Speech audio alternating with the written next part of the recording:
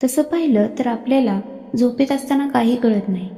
आपण मरतो तेव्हा काही करण्याचा प्रश्नच उरत नाही. दोन्हीही गोष्टी आपल्या नियंत्रणात नसलेल्या. मग झोप आणि मृत्यू यात काय फरक आहे?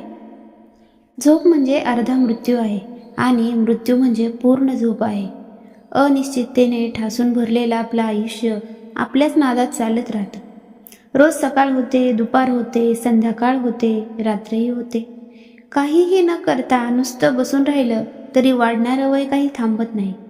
म्हणजे शारीरिक कृती थांबवली तरी शारीरिक जडणघडण किंवा स्थित्यंतर थांबत नाहीत.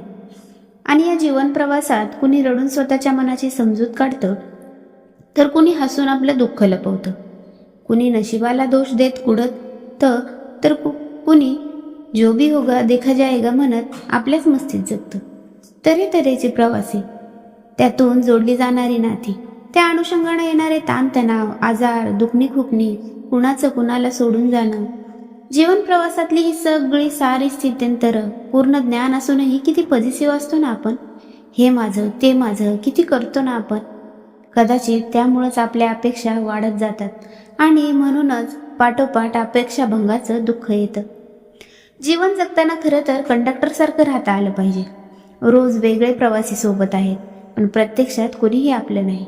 रोजचा प्रवास आहे, पण प्रत्यक्षात आपल्याला कुठेही जायचं नाही.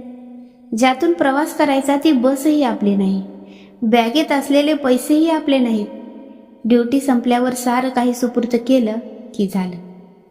मित्रांनो, व्हिडिओला लाईक आणि चॅनलला सबस्क्राईब करा. धन्यवाद.